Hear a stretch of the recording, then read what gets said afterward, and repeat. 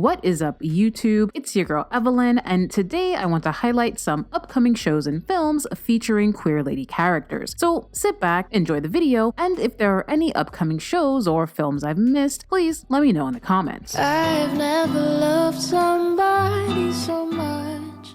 The critically acclaimed indie that everyone has been raving about is finally getting its US release. You Can Live Forever is a Canadian coming-of-age set in the 90s about Jamie, a gay teen who's sent to live with her fundamentalist Jehovah's Witnesses relatives after the death of her father. And it's not long before Jamie develops a friendship with a devout young woman that quickly blooms into something more. I'm Marika. Do I call you Sister Marika? It sounds weird when you say it. Thank you, our Father, for this food you've blessed us with this evening. Thank you for choosing us to be your witnesses. Isn't it beautiful? Are you trying to convert me? Not unless you want me to.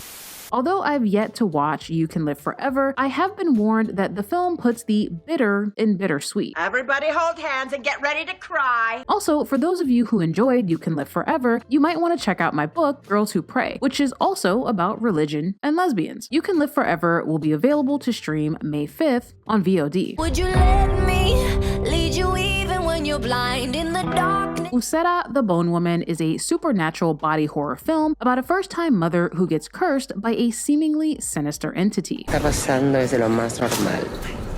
Cuando uno se convierte en mamá, siente que se está partiendo en dos. Y espera que al parto, literal, sientes que se te parten los huesos.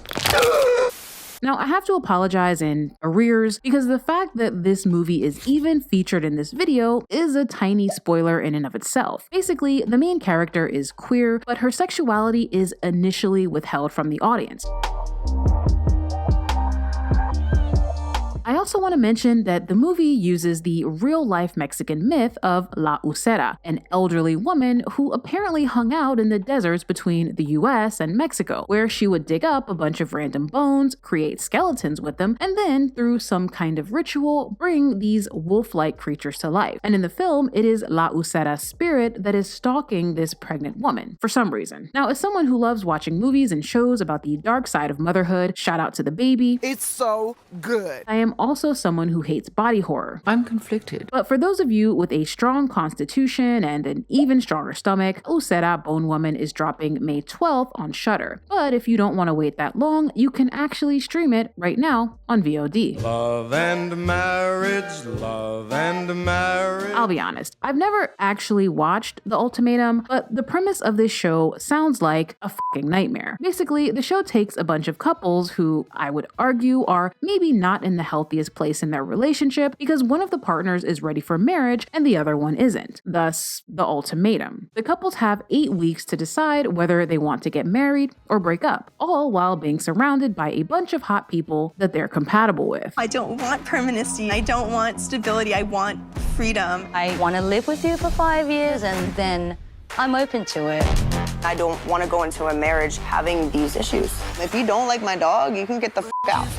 Now, I won't pretend to understand why anyone would choose to do this to themselves. Just seems a little unhealthy. Because this sounds like the single messiest way to get to the altar. Also, the Ultimatum Queer Love is hosted by Amy Adams' doppelganger, Joanna Garcia Swisher, because apparently the Lachey's are busy. Yikes. So if you've been fiending for some sapphic chaos, you can catch the Ultimatum Queer Love May 24th on Netflix. Said you take a bullet, told me you would die for me.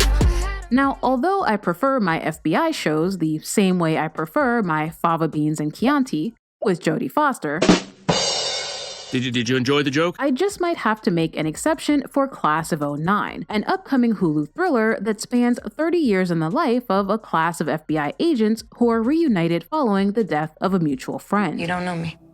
No, but I will. I've had good classes, but I never had an exceptional one.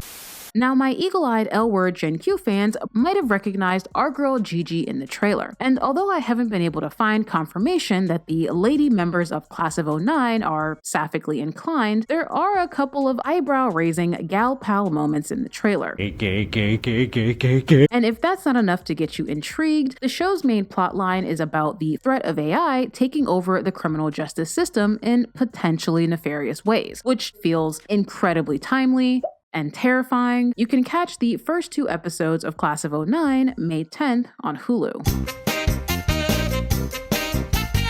This month, there is not 1, but 2 comedy specials dropping on Netflix starring queer comedians. The first is Hannah Gadsby Something Special. Now, you might remember Hannah from their first Netflix special, Nanette, back in 2018, which was a huge hit and critically acclaimed. I don't feel comfortable in a small town. I get a bit tense, mainly because I'm in this situation.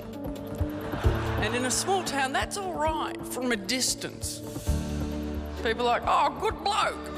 Hannah is back with their 3rd Netflix special, where they discuss their 2021 wedding and a traumatic encounter with a bunny. The second comedy special dropping this month comes from the woman, the myth, the legend, Miss Wanda Sykes. There's some things that I had to do as gay that I didn't have to do as black.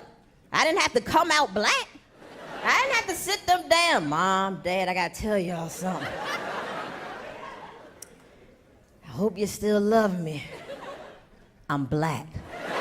In Wanda Sykes, I'm an Entertainer, Wanda talks about raising Gen Z teens and the dilemma of being a liberal in a hypercharged political climate. That is it for the video, and I want to give a quick shout out to my newest patron. Thank you for loving me. I also have to shout out my big spender patrons, Angel, Citizen Ruth, Mary, Angie, JC, Lucia, Robert, and Maya. And just a little reminder, if you're a Yellow Jackets fan, I am doing a weekly podcast over on Patreon the Monday after each episode airs. So if you want to share your Yellow Jackets theories or just complain about how there's not enough Van and Thaisa, feel free to join. As always, thank you so much for watching, and don't forget to let me know which TV show or film you're most looking forward to this month, and I'll see you in the next one.